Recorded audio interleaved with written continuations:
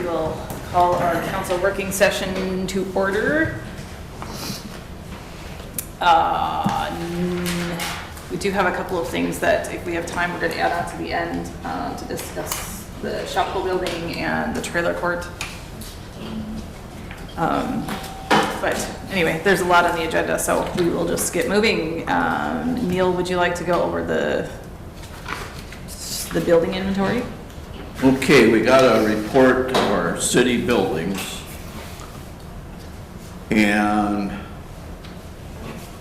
what I kind of had this for, everybody wants a new building, and that's not going to happen all at the same time.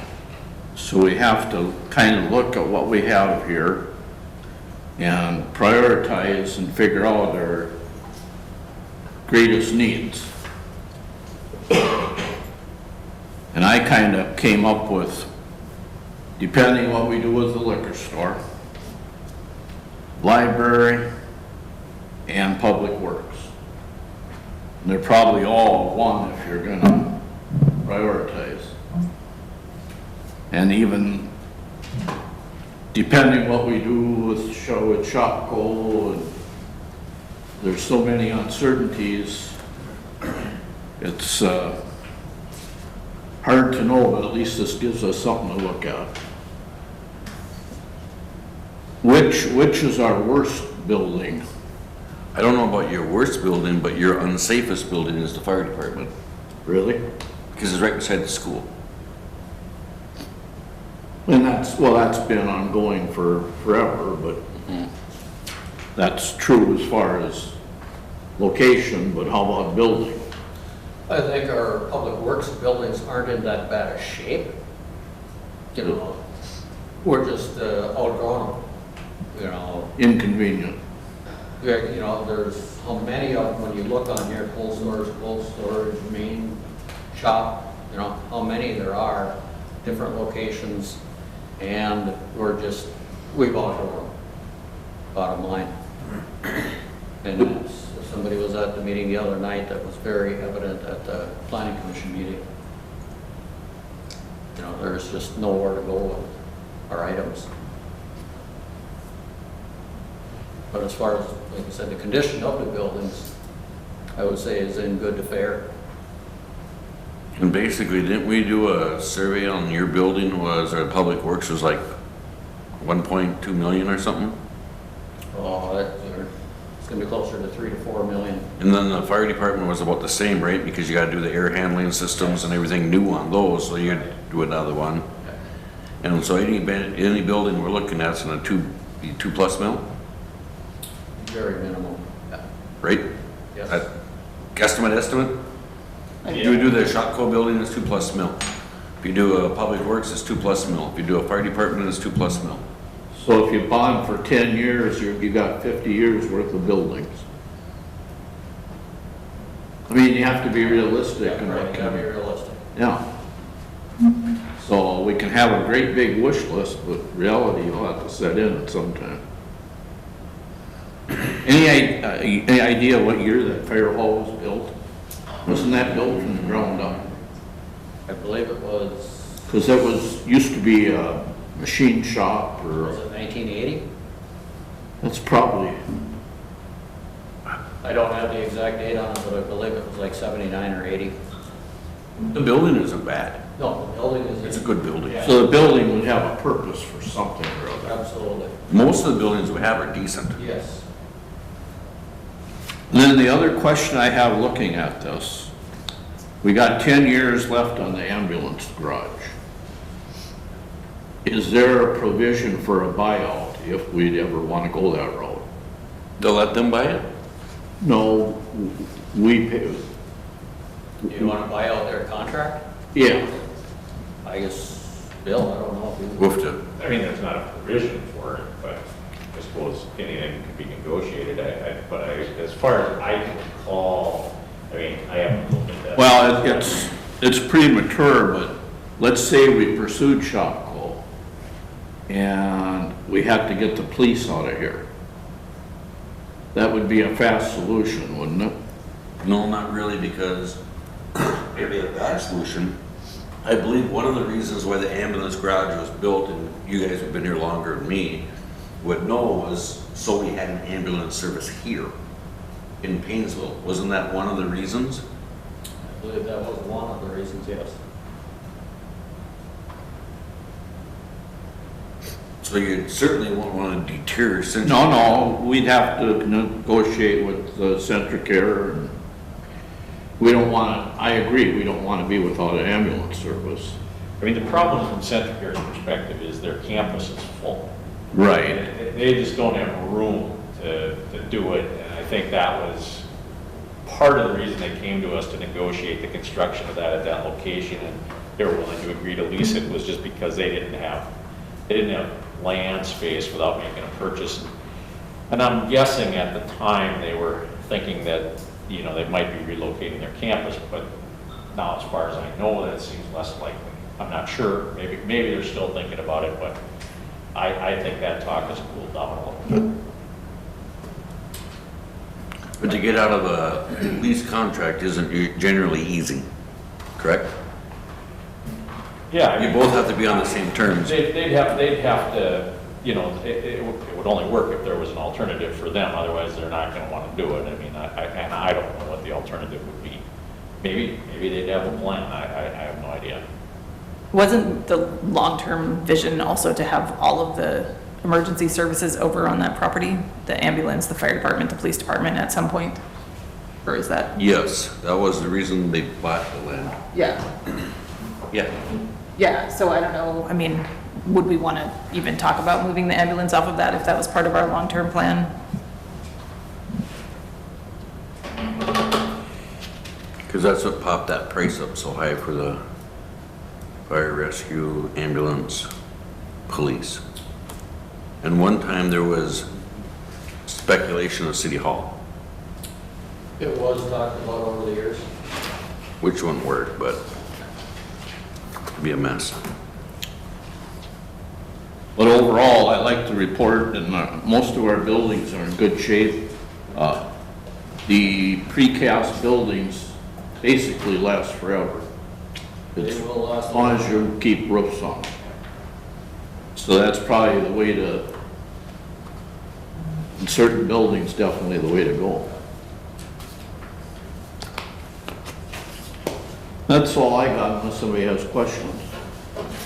It's just a nice report to keep and look at once a year, I guess, and help us decide which are our most important. Like I said, we got 50 years of buildings to update the city, and that's probably realistic.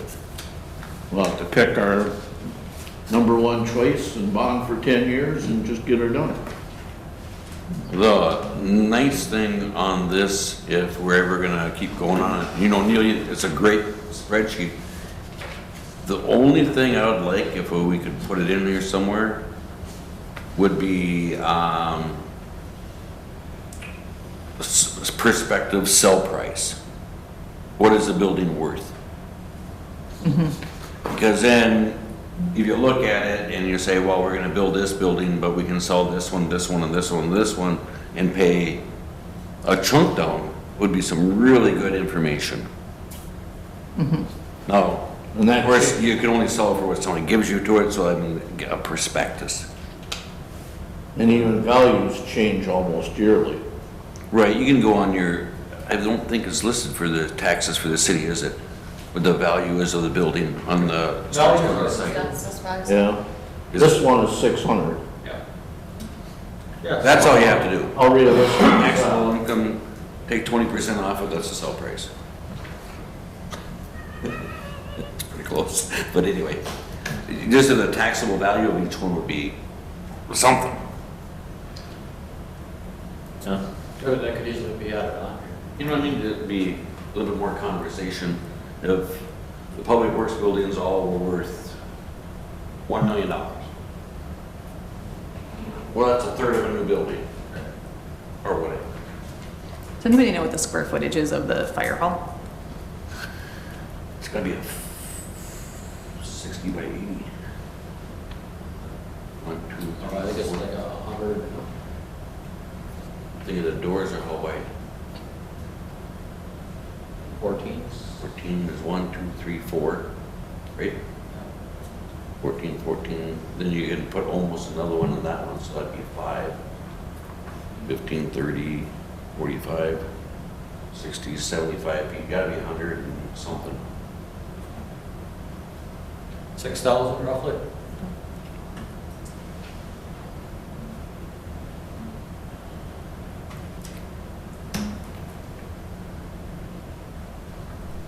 You know, that's the other thing that could be added on here is the square footage on all of them. I think some of them have it. Yeah, it's a Yeah, good some one, of them a do good place have to it. start, to throw in that things that would be valuable to us. We don't walk into them all the time. So with the fire hall where it says, it talks about loose bricks on the front of the building, is that something that can be repaired? Sure. Is that something that should be repaired before it gets worse? Very likely, yes, it should. Are we planning for that yet? I would think they could find something in their budget. Okay. I would say I they, guess we'll get a price on it first thing we know. Okay. not that many, is there? That's it. There's not that many loose bricks, No, I think it's just a few. Okay. like a half dozen. Yeah. I just need to get motor on them, right? Really? That's about it.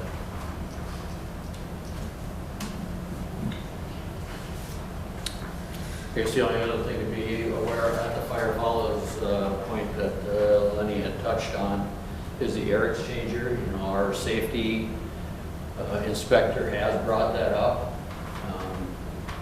And I guess the way we're avoiding that is by showing that, yes, we are possibly looking at a new building somewhere in the future, but if we put that air exchanger in, it's probably a minimum of $50,000. And then you're gonna have to put the exhaust systems in, right? The Yes, kickoffs, That's. which if you guys know what those are, they go on top of the mufflers, and when you turn them on, they kick off automatically, so all the exhaust, when you leave, they kick off, so all the exhaust runs out of the building, which would add what? I don't know what they'll add for cost. Yeah, I'm sure. No, I don't know off the top of my head. You don't do that every day? Are you gonna play that game, Chuck? So I guess my thought is, I know that our comprehensive plan as a city has not been updated in quite some time. As far as like the planning out for these buildings and building new or whatever we need, is that something that would be done in conjunction with the comprehensive plan typically? Or is that a whole separate? That comprehensive plan is really zoning Okay. more, right? This is just your, your future financial planning. I think this is more related to just trying to long-range budget kind of thinking, I think, more than comprehensive plan stuff. Okay. I don't know, were you thinking more along the lines of putting together a capital improvement plan for buildings? Yeah, I think that's kind of what I was thinking about. Like, how do we effectively plan for these, Because I know we're currently, we're not really budgeting for a new roof here. right? I know we did an estimate a few years back on just the parking lot out in front. And that's like $60,000 to $70,000 just for that. Yeah, how can we build that all in? So you're right, maybe we need to put that together. We surely can. Is that maybe something the Budget and Finance Committee can start working on? That be a good project for them. I mean, I just think, I feel like, like Neil said, that these are going to be very large investments for our community. And so to have that plan and, figuring out now how much money we need to be saving to make these things happen in 5 years or whatever. Okay, anything else on that? The next item is our future industrial park location. Is this part of what Jeff was talking about too? Or, I think this was on there before his email, but I Okay. think it's just a subject that's come up before that it's full. There just isn't much room for expansion where it is. Where's that? No, there's Yes, only you're one right. lot for sale there. Yes. And I think the mayor did bring it up that he wants to begin to look at a future industrial park. Yeah. Would that be also part of the orderly annexation discussion, or not yet at this point? It could be part of it. But I believe I read in here that the city's not allowed to approach landowners to annex. Is that, did I understand that correctly? Yes. You know, I mean, I don't know that anybody knows what Mr. Furchy's plans are. I think people have, you know, have had a thought that he might be open to some area being available for industrial park, but I don't know if anybody's really talked to him about it. I don't know if that's a discussion that's really been had or not. You know, and obviously, if you, no matter where you go with a new industrial park, you have infrastructure costs that's significant. And you know, you usually build that into as a special assessment, but I mean, we know from the history of the other industrial park, which is now full and gives rise to this question, but that took, what, 40 years? You know, I mean, more or less to sell all those lots. So special assessments are great. Eventually, you get your money back, but you know, if it's a 40-year payback, it's a long time. So you know, it's not money you're going to get back soon. And you recover it in other ways by bringing in industries that pay taxes and employ people, and all those other things they're all good. But the process of doing it will be another expensive thing. You're talking about other needs, but that's you know, one that is probably right up there with the cost of all these buildings you're talking about. I have no idea what it would cost to run infrastructure out there, but it's not going to be. And if you go further out into the annexation area, it's going to be even more expensive. Right, and without an industrial park, you can't get any more businesses in town. Yep. So it's kind of, I don't know what direction you'd go with an industrial park. Virgie, I know doesn't really care if he sells them or not, last I heard. Because there has been some people talking to him about different things in the past. Whether or not the right people talk to him, I don't know. You know, and I don't know, you know, if the city was serious about an industrial park. I mean, I think you'd have to be serious about it, and you'd have to go to him and say, this is where we think an industrial park would fit. How many acres do we need for an industrial park? And you'd have to have that discussion. I mean, you know, I think that would be the way to start that, but I don't know, you know, how big you'd want to go. I mean, I think the old industrial park had nice sized lots. They seem to work well for a community in terms of size. And, you know, if people are bigger, they can take two. But, you know, so I think that's a good, but I don't know if the city of Painesville would want to do that many lots in an industrial park again, or if you'd want to go smaller with an option to expand if it filled up. I don't know how you'd approach that. Grants.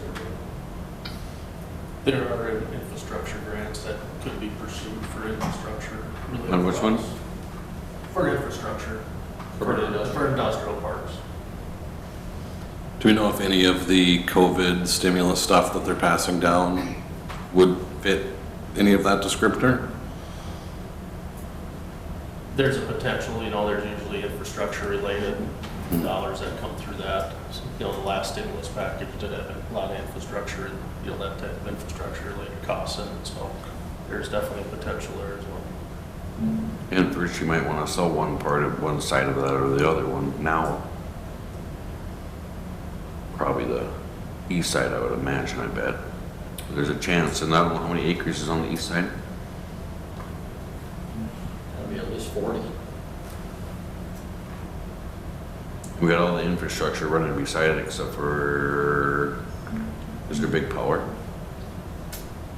I believe there's good sized power there also.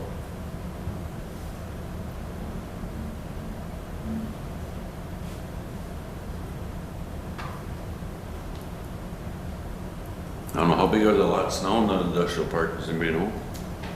They all bought two, most of them, well, no, I believe most of them are, what is it, 2 acres up to some of the bigger lots for 3 to 4. there were 2 acres, like the last one, and the storage shed ones, and then, Becky's one that's empty, they were all 2 acres. Go back and verify that. I don't know how big an acre is, I always been screwed up on that. You can tell me how many feet it is, and it's just gonna hurt my head more. I think it's about the size of a football field. Then they gotta be pretty close to 2. Yeah, I think they're about 2.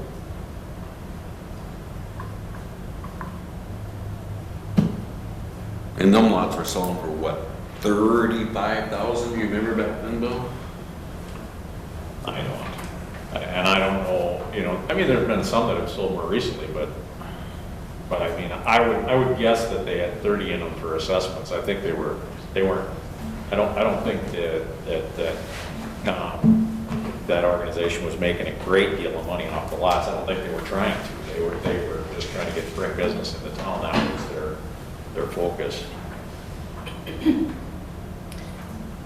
Is this something we want on the council agenda for further discussion, or?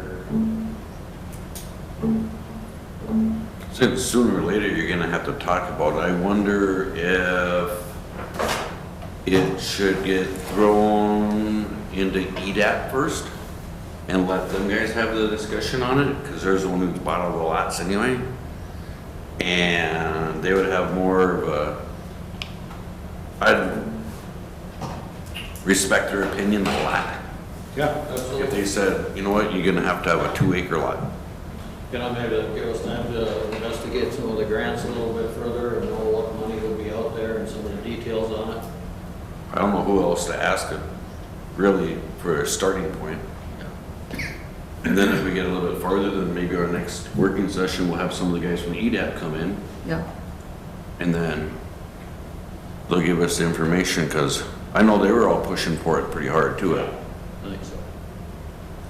Yeah, even the grant program we used for the EMPI project this year, that's a program that helps to fund infrastructure for industrial parks as well. I'd say most of those lots are about an acre. Is an acre like 46,000 square feet? 43,560. Okay, because they're just a little over 44,000, most of them. And even the Voss ones are not dissimilar in size. They're pretty close. They're a little 1 acre? They're a little bigger. Some of the ones along Mini Street are only like 29,000 square feet. The corner, like this corner one in the back on the east, and the front one on Mini Street on the east are bigger. West Central is a really big lot. That's probably one of the biggest lots.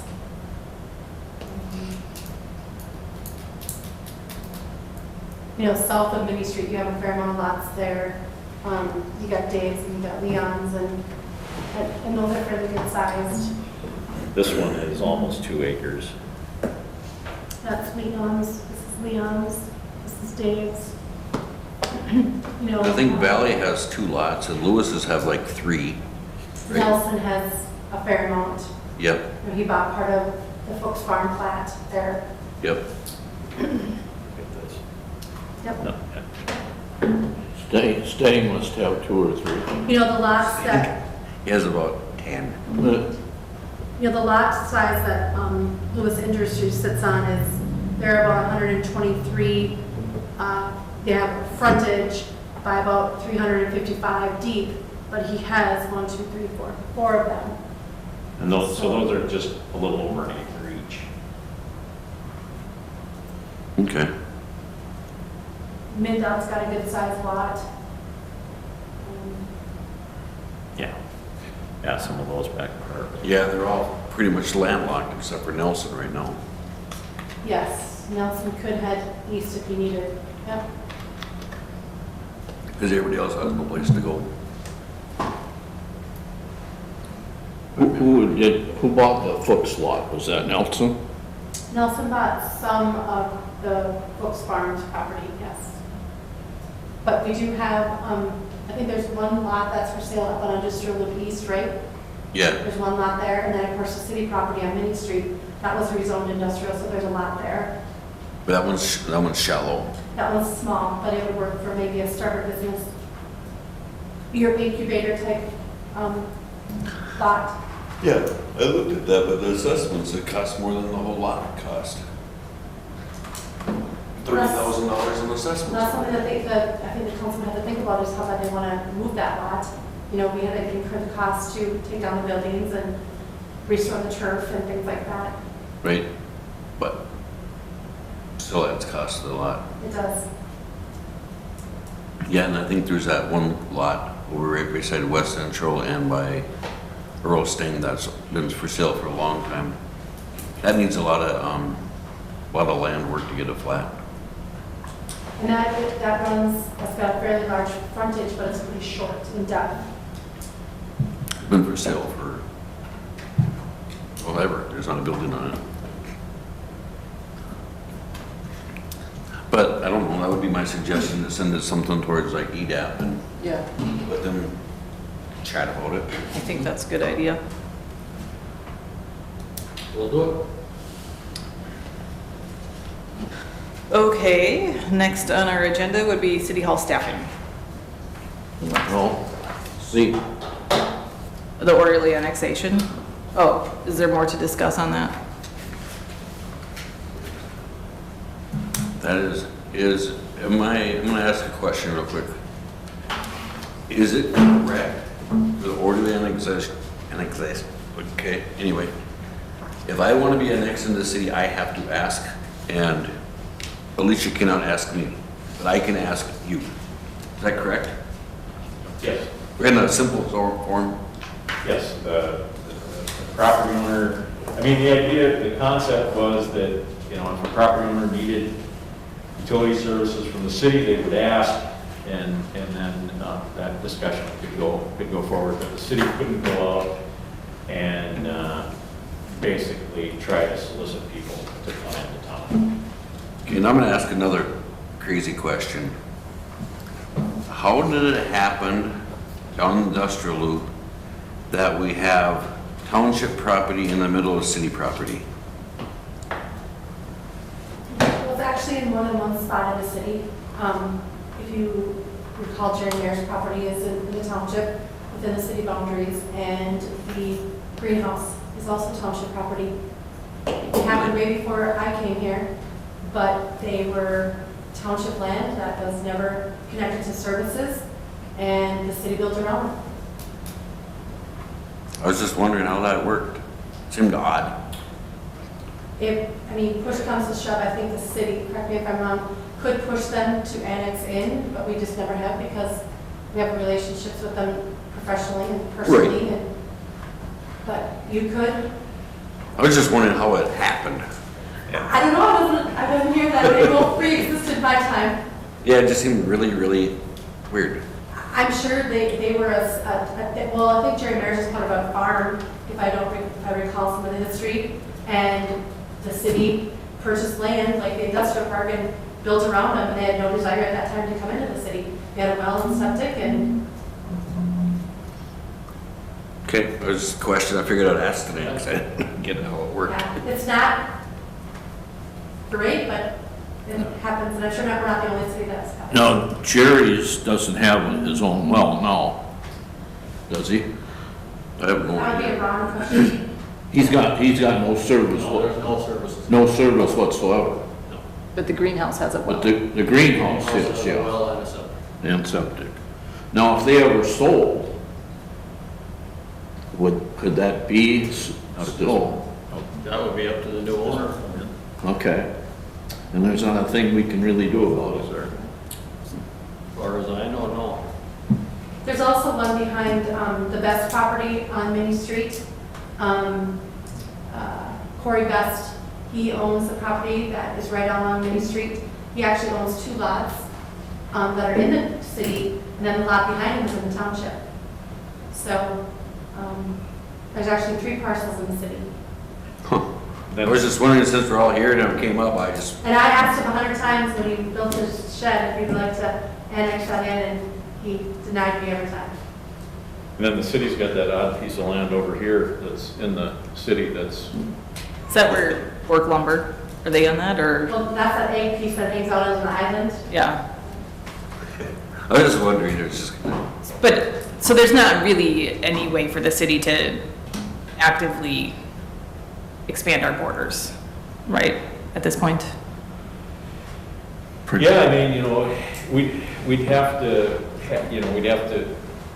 I think at this point, and I don't know what the conversation would go like with the township, if the city said, we'd really like to be able to talk to this particular property owner because we see a need for development, and they've got ag land and the city would like to encourage it.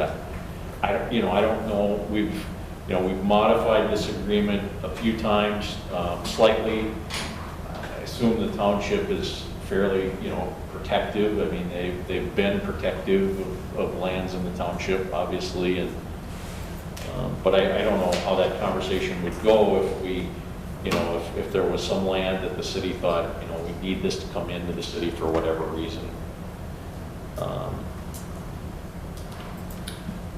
Bill, what about our city wastewater treatment facility?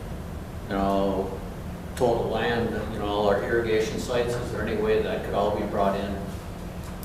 Are those, I mean, and I'm not contingent to the city, obviously.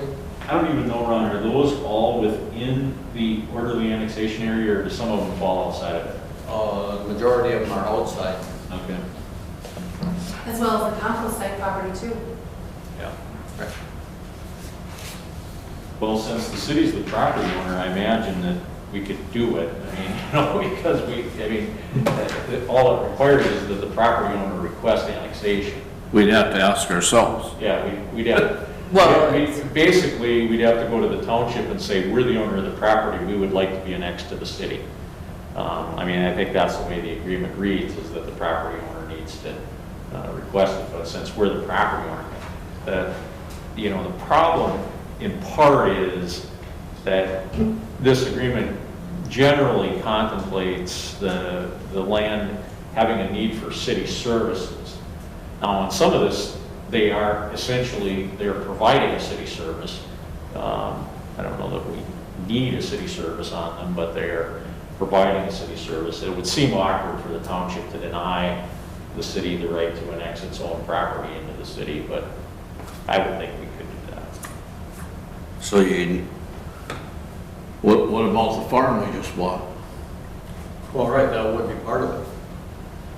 And I guess the other part also would be, with the agreement we signed last fall, for the future solar farms. The future what? The solar farm, Oh, okay. that's, And the Schlaper farm, that's Yes. not, that, all these properties. right. Maybe that's something we should definitely pursue. Is there a benefit one way or the other? Properties. Well, the benefit would be is, if they're annexed in the city, we'd have that potentially, if the city didn't normally have a tax base, of course, we don't tentatively tax ourselves, but the other thing is though, is if you start annexing them in, you abide by all the rules and regulations under the city ordinance. So, they what?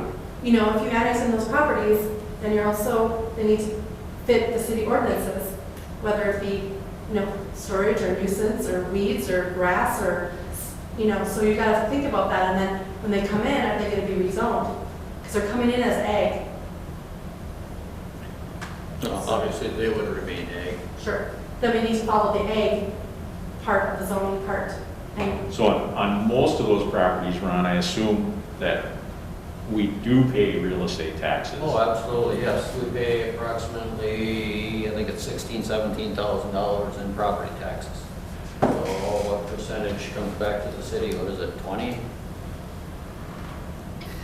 Well, this would be on the same plan, year 1 through 5 or whatever, I guess that would be up to whatever. if we're going by If you go by this. our Bible.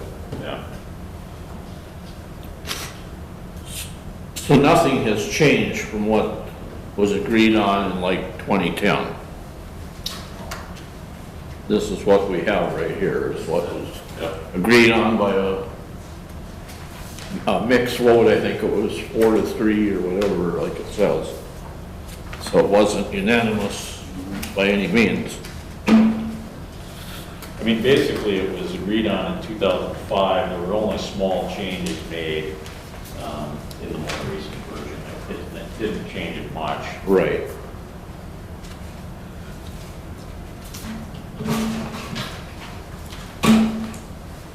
I think that makes sense to request to annex our own property and start with that. I think we have to go by this unless people say we're interested in city services and want to be annexed. We are where we are. I mean, as far as development, except for industrial, there's still a lot of lots for sale. A lot of building potential in town.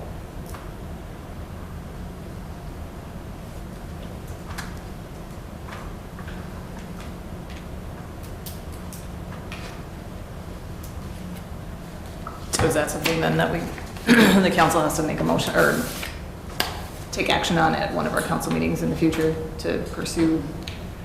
I want to look at this more closely, but it seems to me that because the land, to the extent that the lands are outside of the orderly annexation area, all the rules of the orderly annexation agreement don't necessarily apply, except the part of the agreement that says that the landowner has to be the one that requests it, you know. But I think as long as we're the landowner, we could request it. But I think a lot of the other rules of this don't really apply because it's not within the orderly annexation area.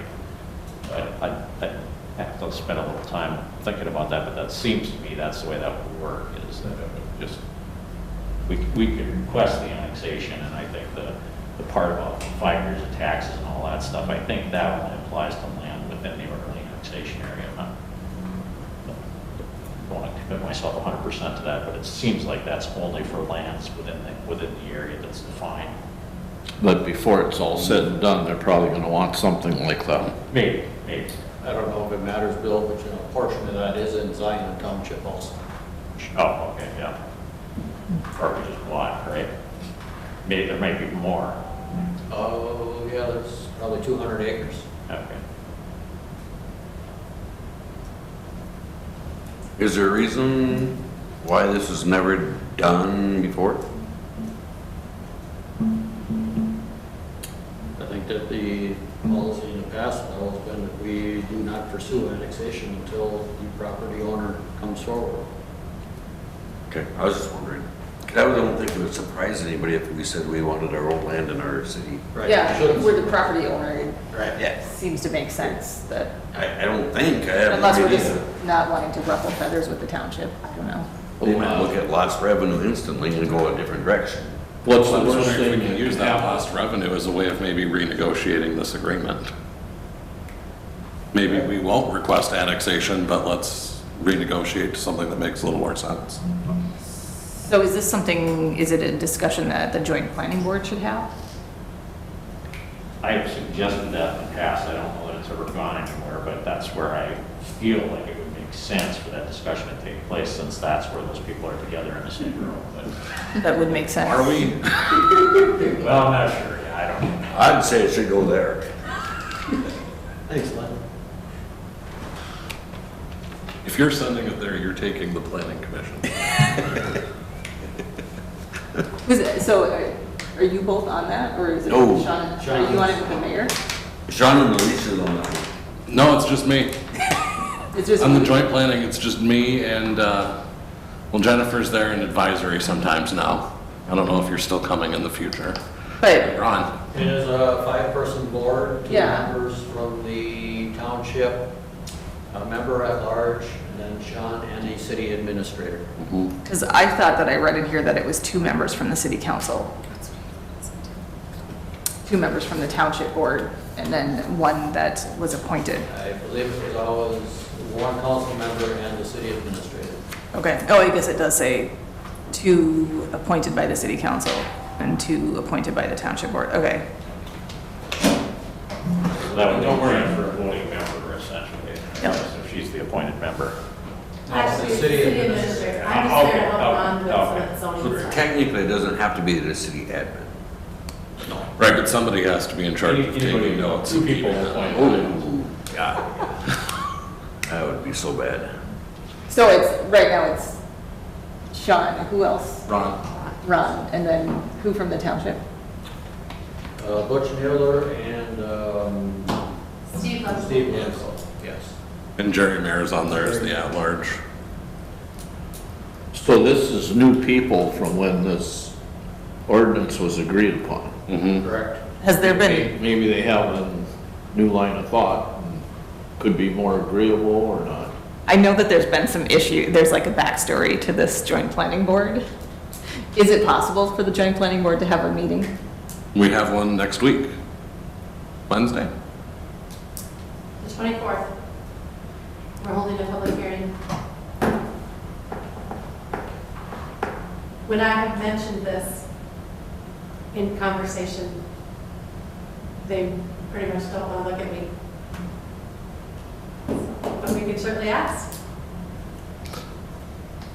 At that meeting, am I understanding this council that we are sort of interested in examining the current annexation agreement to some extent? Examining it, and I think we're also interested in the possibility of annexing our city-owned property. Okay. You might say. I'll survive it.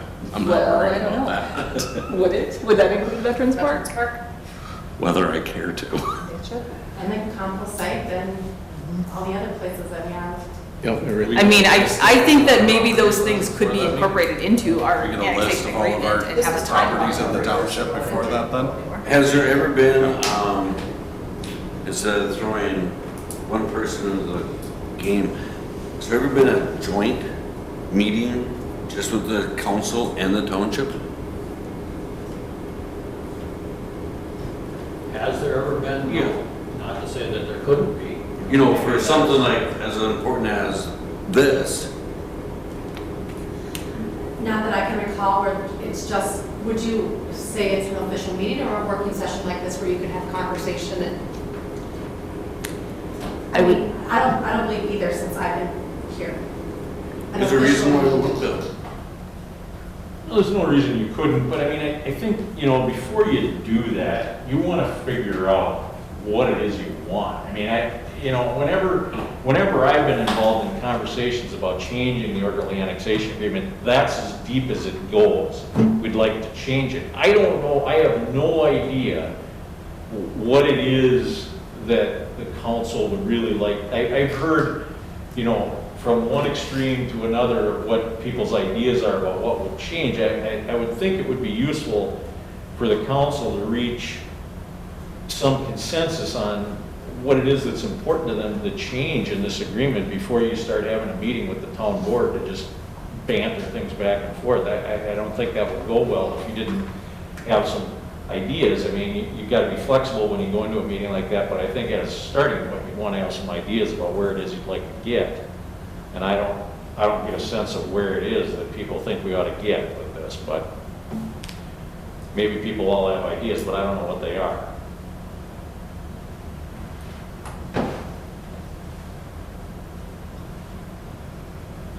Well, I know idea number one I'd like to see is an agreement that probably automatically terminates every 5 years or so that we can renegotiate, rather than something that's just agreed upon in perpetuity.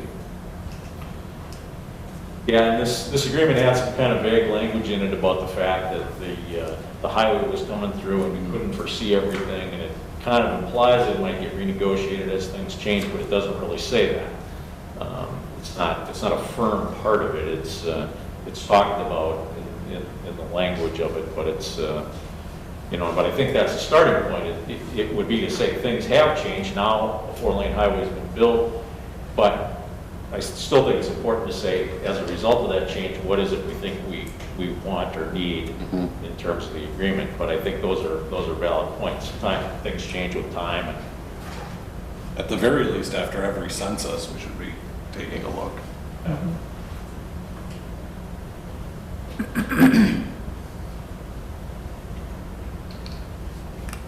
I think that, if we're going to look at annexing our city-owned property as well, like, can we have a plan for that? Over the next 5 years, this year, we're going to annex this piece of property into the city because it's city-owned, or, is that, Well, I think if you're gonna do it, at least my initial reaction is just do it all,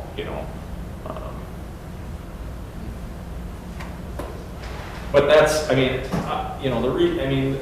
at the time this was negotiated, we were seeing some cities that were being fairly aggressive in annexing the entire township. And I think the township, that was what this was all about, was the township protecting themselves from being gobbled up by the city. I think that was generally the nature of the discussion at the time, from the township's perspective anyway.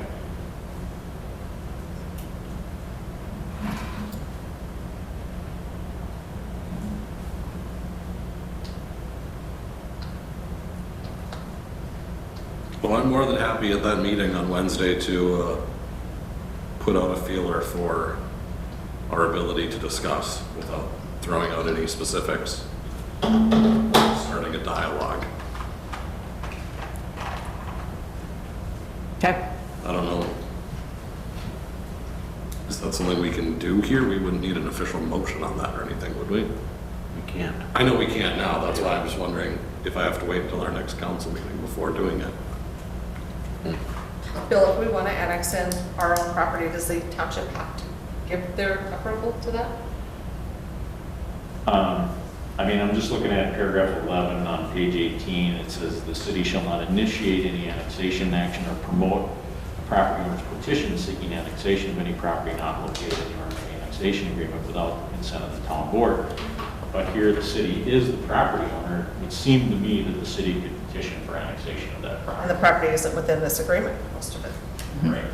Well, it says even property not included in the agreement, but it's referring to property not included in the agreement. But since the city's the property owner, we're not promoting annexation. That's the city as the owner is asking to have its own property annexed. It seems to me that wouldn't be a violation of the agreement. And these aren't properties where, at any point in the foreseeable future, we would be selling, correct? So, they're pretty integral to our whole irrigation system. Yeah. I can't imagine that we're gonna let go of those. And on the new policy, we could write any land purchased by the city will be annexed to the city. Could we not? That certainly could be a point that you could. And then there's no more discussion on that if we bought, Yeah. or would that'd be simple, wouldn't it? To me. Yeah. It doesn't seem like that would be unreasonable. If the city was the owner of property, to have it be part of the city, it doesn't strike me as unreasonable, but I'm not on the township board. But that'd be one way to clean it up. That would help.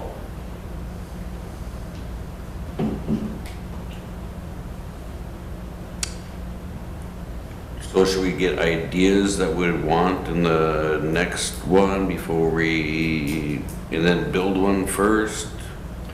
Well, Sean can bring it up at this meeting and have a little conversation about whether they're open, but I think, before you have a meeting of both boards, I think you want to get some ideas. But we could, Ron, or Chuck and Ron, if you could put together legal descriptions of properties that we own that are in Painesville Township, we could start the process of putting together a petition if that's something the council wants to look at. We could sure start that. If that's something you think that we should be doing, we could get that process started. I think we should.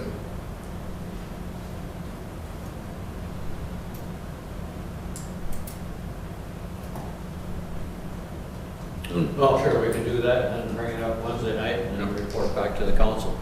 I'll just float it. Sounds good. Maybe they want out as badly as we did. Maybe. Yeah, let's go with that. Okay. And then make a notation on it. We change that. All right, now are we ready to move on to City Hall staffing? I had brought up at the policies and procedures, the girls are getting absolutely slammed at the counter. And I think each day gets a little heavier. I think the other day we had 61 driver's license applications in one day. I called Alice, who used to work at City Hall here. She's deputy registrar in Montevideo now. And they have 3 full-time staff. That's all they do is motor vehicle. They don't do any city, county business. Just to get a feel for the differences in the offices, they have approximately 30 to 40 dealer transactions a week. We average about 80 a week. And that's on a normal week. Driver's license, DNR, tabs, title transfers, anything other than dealer work. They average 195 a week. We average about 830 a week. Transactions that we turn away, taking about 5 minutes per transaction, is approximately 90 a week because they don't have their paperwork right, or it's a process we don't do right now, or something to that effect. The total transaction hours per week that I averaged out, Montevideo is 42 and a half hours per week. We're 166 hours per week. Daily books also take approximately 30 minutes a day if they balance right away. That's 2.5 hours a week. The total staff hours, I put Melinda and Jody both at full-time 40 hours a week in that position, and Kristen at 30 hours is 110 hours a week. So we're short approximately 58 and a half hours a week of workload versus staff time. And, you know, our discussion on policies and procedures was, I don't know if I can advocate for hiring another staff because a lot of this is temporary. We are busier, obviously, than we were 10, 15 years ago. It just continually increases. And we are going to gain permanent customers out of this because customers that maybe went to Wilmer and live closer to Wilmer are coming here because Wilmer's not seeing them. And they're finding, hey, this is easier. We're going to continue to come see this. And we're hearing those comments daily. We have a lot of DMVs that are just taking by appointment only. Montevideo is one of them, and they are averaging 39 appointments a day. So they're not seeing that many people in a day. And people that are taking appointments at DMVs are booked out till July and August. So people that want to get a driver's license don't want to wait, or a title transfer, they don't want to wait that long. So I just asked for the council's blessing for the girls to get some overtime hours to be able to do the dealer work. They can't get to the dealer work a whole lot in the daytime. They will take turns sitting down for a couple hours and working on dealer work. And Jen and I try to go through the line when it's out past the door. We try to go through that line and get them prepared so they've got their paperwork all filled out so they don't have to get to the counter and then come all the way back here and fill out paperwork. And it's easier for the girls then when it's ready. We'll also jump on the tills as needed. But it's hard for us to jump up there on the computers because then we're not social distancing nor are our customers. So we have to do that, especially with the new preparedness plan that's coming out for critical sector business that's coming to your agenda on Monday night that the governor's required. So it's just something I want to bring up for discussion to ask for your blessing to at least allow the girls some hours of overtime to be able to keep up. You know, they are drowning. But I know part of it's temporary. Yeah. Would there be any way to get some temporary help from any of those other DMVs that are not open full-time? They are, all their staff is there full-time. Like in the case of Montevideo, they are all 3 working full-time, just not at the level we are. Okay. And what they've done is they do all their dealer work on Thursday. That's the only day dealers can come in, and one staff does all of it on that Thursday.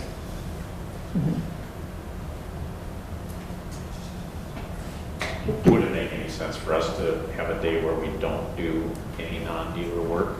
I don't know. I mean, it's gonna make some people unhappy with you, but what are they gonna do? We could say, you know, that Wednesday is closed to the public. Well, I don't know. We would have to get a variance in the state to be closed to the public. We can't do it on our own. And we're only doing dealer work. That's a possibility. I don't know if our dealers would be real happy with only being able to drop off once a week. Most of them drop off 3 times a week. And then we are required by law to have it back in their hands in 48 hours. We're probably gonna be in this situation till, is it October of 21? When the license is The real over? ID requirement goes into place by October 1st of 2021. We have that year extension, so at least that long. I would say at That least could 2 make years. a difference in how busy we are. Yes, and I believe we will probably, it's a combination of the real ID. I think last time I heard there's only 13% of Minnesotans that have it at this point, so we're obviously being inundated with that. And the fact that we were closed down for a while and, only did such different, certain work like tabs and simple titles that people could drop off. So that's all affecting this. But yeah, I don't want to get in a situation where we do hire somebody and then in 2 years, You'd end up laying them off by November. And you end up hiring even a 32-hour or whatever, by the time you get them trained in. right, and background checks so they can do driver's licenses, because until their BCA background check, they cannot even touch them. What kind of hours are you thinking on overtime? I don't know, right now, I think that Melinda's probably putting in 5 a week, I would guess. Jody and Kristen, yesterday, none of the 3 of them left till 5:30, the customers weren't done until 5:30. By the time we left the doors at 4:30 and they were out here, it was 5:30 when they did the last transaction. So they're already working overtime. They are. Yeah. Can you imagine in the next couple of weeks, everybody's gonna get caught up with their stuff because they've been done you were closed for how long? 1 week. The whole city was closed for 1 week for. Motor vehicle was down for 1 full week. After that, we could do tabs by Dropbox, we could do titles by Dropbox. Right. Driver's licenses have been down they're Right. down for 6 to 8 weeks. I think it was 8. But part of it is that some of these other DMVs aren't doing regular Absolutely, business. that's the ton of it. What's the indication when our glorious governor's gonna let things open up full-time? Well, the motor vehicle can be open full-time, obviously we are. Well, I mean, these other cities, why aren't they? Because, there's a couple reasons. Their powers that be, whether it be a board of supervisors or whomever, have decided that they don't want them to have that exposure, so they left them closed and only by appointment. Or they didn't do their preparedness plan that we had you guys approve that had to be in by May 15th. If you didn't do that, you couldn't open. And right now, the state is being very lenient about allowing them to do by appointment only, and when that'll come to an end. I talked to a liaison at the state, it's been a couple weeks ago, and they had hoped that that would cease in July, but there's no, Because eventually, I mean, that's gonna all help too. it will help a lot. Maybe overtime makes sense, I mean, we gotta get the job done, I guess, Yeah, for the short term, and that's. you know? And I know overtime is It's gonna be a expensive. short-term rush. I know overtime is expensive, but Easier I to think do it's cheaper. overtime. Oh, yeah. Didn't Jody start as a temp? Back before the BCA background was required. So that's not enough That is anymore. Nope. Okay. It took and obviously everybody in the state, all the GMPs were doing it at one time, but it took us approximately 6 months to get all of our staff fingerprints back. And they are still saying that even though that flux isn't there of everybody doing it at once, that it takes a few months to get those back. And you cannot even get a user code and password until you have that done. And we're gonna start training now potentially this summer for the MinDrive program that rolls out November. And that has not been backed up because it's $1 million a month for every backup they have on it. So they're not gonna back that up if they don't have to. Is this something we can add to the agenda for Monday night and approve, or is it basically too late? The agenda's done, it's published, we'd have to do it as an amendment, or an addendum. Yeah, and it could be on an amendment, we could probably put it under COVID. its own thing or under COVID, which is already listed. Throw it in COVID and That would be my recommendation, I guess. Thank you. everybody can get 15 minutes overtime. And, I can speak for the girls, none of them want to be there in overtime. They won't abuse it. Yeah. They want to go home to their families. They are exhausted by the end of the day. What But they're all very loyal. Do all DMVs have a policy of if you're in line, they're gonna serve you or is this unique to Painesville where we say, even though we close at 4:30, if you're in line and it takes us till 5:30, we're gonna get you. Well, if they're in line, I think they do serve them. Lock the door at 4? Well, we have to be open 40 hours a week in DMV, so I don't know that we can lock the door at 4. Some DMVs will they take the longest, the enhanced driver's license. Real IDs take just about as long, honestly. But a lot of DMVs will say that if you're not in line by 3:45, we won't do enhanced driver's licenses. And we have that right to do that. But who has the time to stand back here and police that? If they're in line or not? I would just be amazed if you were in line at St. Cloud and it got to be 4:30 and they didn't say, sorry, but maybe I'm wrong, I don't know. Right now, at this point, the St. Cloud, you get a number at 7:30 in the morning, and if you're not there at 7:30 and have a number, you're not going to be waited on, you're told to go home. But, yeah, if you drove 15 miles to get here and you waited a half hour, and then you do that to a person, they'll never come back. They're driving 150 miles to get to us. I mean, But you know what I'm saying? I understand, the question is, what's it worth? I mean, how bad do we want to generate more DMV customers? Maybe we do. We are making up the revenue of being closed for a time frame. Yeah. We are telling everybody that calls, when we get to the phone to answer it, that if you are here, we want, our hours are 8:30 to 4:30, but you need to be here by 4 o'clock. And I've even started to say 3:45. That's good. But that, we still don't lock the door until 4:30. So people are still coming in at 27 after. And, each customer will take anywhere between 3 minutes to 20 minutes. And every phone call we take is averaging 5 to 7 minutes now. Yeah, we've been kind of timing the phone calls.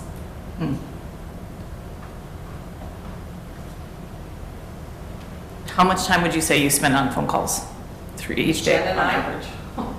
most of the day. We have the phone to our ear while we're doing our work. Is that really, a lot of those are related to DMV stuff? Yes. 90%. And of course, when they try the motor vehicle, which we both have tried not to answer, they'll just push the city hall, which we answer, and I'm trying to get a hold of motor vehicle. Mhm. I listened to your message. Are you really here? Are you really open? Are you really not taking appointments? Are you really don't have to wear a mask? Are you really not testing? What do I need to bring? It's a lot of just How long education. will I wait in line? Mhm. Yes, What's is there a the best line time right to now? We're telling people a minimum of an hour to schedule to come. Hopefully we don't have to wait that long, but a minimum of an hour so that they're not. And we are taking the time on the phone call to educate them as to what exactly are you trying to do, what papers do you have in front of you, what you need to bring. Yeah. So they are better prepped when they come. It's a lot of education, a lot of hand holding. And we've always done that, it's just, We need to do the frequently asked questions and have 20, like. well, we kind of have it on the beginning all these conversation. other recording, sites. But they don't listen. After number 18, you hang up. How much city work is being pushed aside? There is some of that, There's a fair amount. yes. Because- Jen and I don't spend our day up there like maybe we did in the past because of, again, that social distancing is kind of giving us that opportunity not to be up there all day, every day. Last Friday, I was up there the entire day, and you were probably up there 3/4 of the day. But what we do try to do, and it seems to help the process along, like I said, is go through that line. Every hour, maybe one of us will run through the people and try to make sure they're somewhat prepared to be waited on. And they seem to appreciate that. They feel like, We've gotten a ton of compliments on the way City Hall is arranged. I think as people have been super respectful, people are super patient. A lot of compliments on the help that we are providing them, because they just don't get it anywhere else. And then, of course, we serve a fair amount of senior citizens that don't understand what they need or how to get it. So would it be helpful to have another person who answers the DMV phone and maybe would help people in line with some of that paperwork?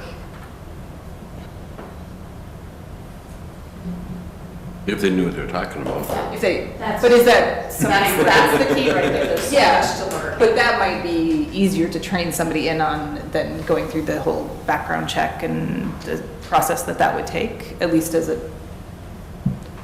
Yeah, temporarily. it would through simply be, somebody just guiding traffic. Stephanie comes out from the police department quite frequently and washes the pens and the clipboards and goes through and does the sanitizing because we run out of pens or we run out of clipboards or, She's we're been frantically great. making copies for back here. Yeah, and doing some She's of the been doing baking great for at us. helping with that. But is that something where we could maybe look at hiring a temp person through the summer? Maybe. Good luck. You don't have anyone? Let me see, right now, you can make $22.50 an hour sitting on your butt at home.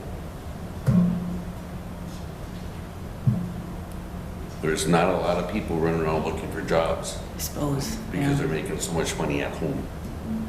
Have they extended that, or is that still? See, basically, if you make $15 an hour and you got laid off, Minnesota pays you 50%. Yeah, Then you get the $600, which equals $15 an hour. but I thought that 600 was only for 4 I months. believe that ends Until July 31st. Right. Oh, man. They Okay. want to extend it to January 1st, but they're fighting it right now. But anyway, that goes to July 31st. But saying that, I could probably get you somebody in less than a week. Okay, just the thought I had as you were talking. Bill, do you have any of your liquor store employees that are part-time that would like more hours that maybe they could come to City Hall? They're working for me, Okay. What about and I'm being selfish. Yes, a couple part-timers that you have, what they want? they're all getting, Are they all working 40 hours now? You're looking for summer help with what you have to do. The best thing to do would to get yourself a school teacher. That's not working in the summer. One, their A high attention to school girl? detail. The school teacher's attention to detail, their whole life has been teaching.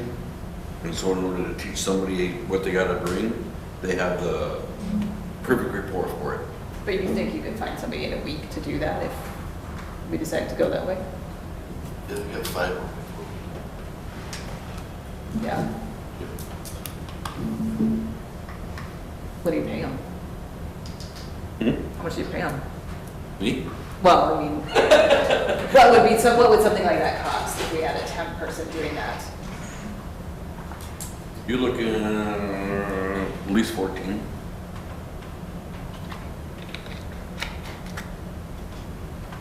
Cost the city about, the city hired him by the time you pay your taxes and stuff, that's 1.3 times that, whatever that is.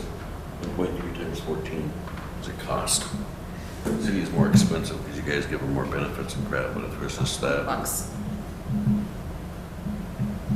you'd have 18, 20 in them if the city hired him directly per hour. It's a guesstimate estimate, but it's probably, bet you I'm really, really close. You might be able to find somebody for less than that, but pretty hardcore. But that's what I do. So going back to my question, which is if we're losing city work and, no, it's okay. We all got sidetracked. The reason we have people coming from all over is because we do so far and above, we do such a level of customer service miles above anybody else. And I don't want to say, can we drop our level of service a little bit, but maybe we have to. Because the revenue that we get from running the DMV is not going to justify hiring someone. So I guess I still don't quite understand why we can't, for 3 or 4 hours a day, shut down a window and say they're doing dealer work, we're down to 2. They're doing that right now. Jody will do the morning for 2-3 hours, or Melinda will do the afternoon, depending on the day. Yesterday, Melinda was at her desk. I think Jody was all morning, Melinda was all afternoon, and I did all of one dealer, which was 12 transactions. That took me about an hour and a half. Just because they had so many. Wednesday's a huge dealer day. Today, they didn't have as many dealers, but they do that now. They have 2 up there quite frequently, and then, with their hour and a half of 3 half-hour lunches. They do have us. But it doesn't sound like they're getting to other city work, they're just doing other DMV work. Or- Those three girls, that's all they're doing is DMV. But Kristen will take maybe a half an hour in the morning and try to frantically get things on Facebook or the website updated. But I or think church things. Sean's question is, how do you insulate you from the DMV so that other city work isn't taking a back seat to that? I think that's my understanding of where Sean's going. with One this. thing, can we get a dedicated DMV phone number and separate it from City Hall?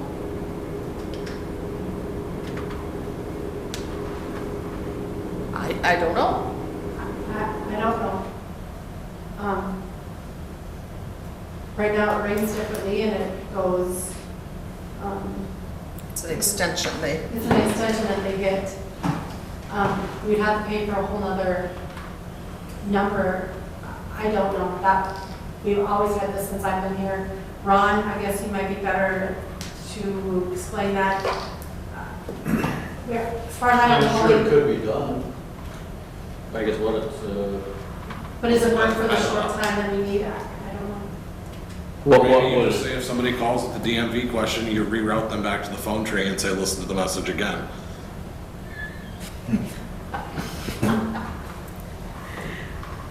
I'm just wondering if this is all gonna settle down in a couple of weeks when all the other DMVs open up and then we'll be back to normal. It very well could. It could.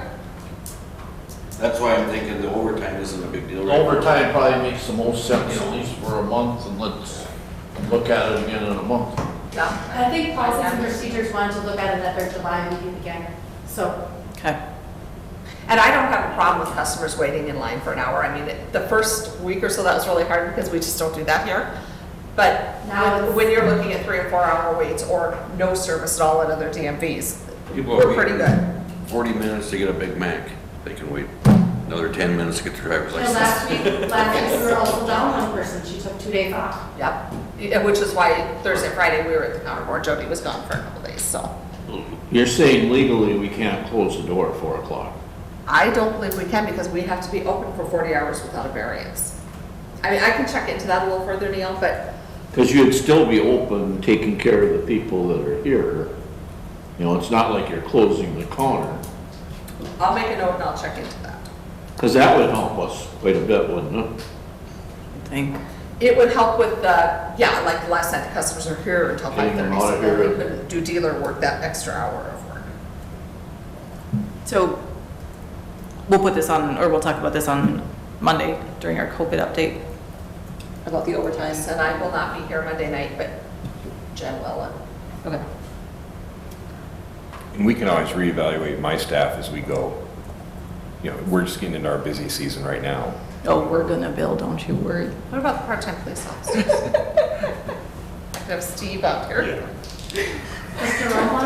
Romo? He'd tell them where to go. I know. You know, honestly, you probably could talk to Jerome. You know, I don't know if Tony would come up, but pretty much all of Jerome's jobs are at the school. And he's a teacher, Yeah, good point, all his job is there. so, you know, Jerome could be a possibility. We're only using him on the weekends. So, Yeah, don't make me come out of retirement. You're not school bus driver right now, My customer service is a little bit bad. Oh, that would be fun. Okay. Acting like a bad Thank you. grader. Yep, so we are after 7. I know we try to keep these to an hour. Is everybody okay going a little bit longer? Because we have a few more things to discuss. Or do we want to set another working No, session in a few we only weeks? got 3 left. No, we have 2 more that we're adding on. Oh, well, I'd rather set another one. yeah, let's keep going.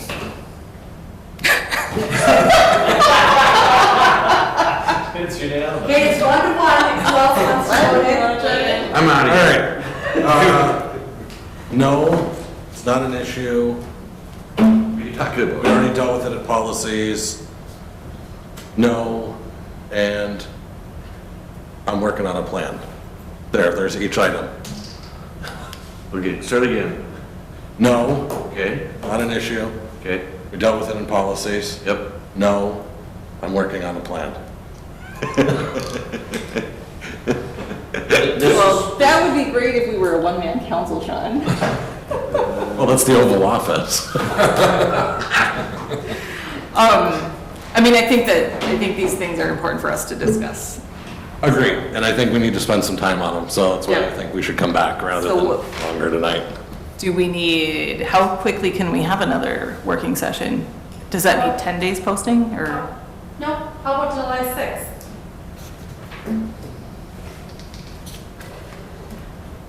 June Oh. 30th? I won't be here on the 6th. June 29th. Sure. What day of the week are we at? That's a Monday, Monday. June 29th, that's the 5th Monday of the month, we don't have anything planned.